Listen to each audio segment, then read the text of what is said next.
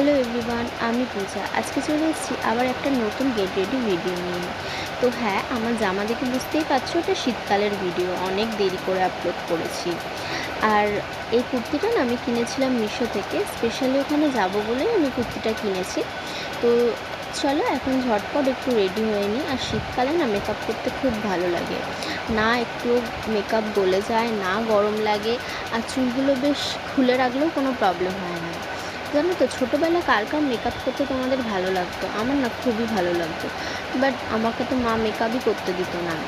মানে মা বলতো বাচ্চাদের নাকি মেকআপ করতে নেই। আর যেই একটু মা চোখের আড়াল হতো, আমি অমনি বসে পড়তাম মায়ের সমস্ত জিনিস নিয়ে। আর মা যেই এসে দেখতো আমি লিপস্টিক কাজল ভরে ভরে লাগিয়ে বসে আছি, আর মা তো অমনি রেগে যেত, বলতো এখন না, বড় হলে মেকআপ করবি। তখন আমি ভাবতাম কবে বড় হব আর কবে এত এত মেকআপ প্রোডাক্ট কিনবো, তাই না?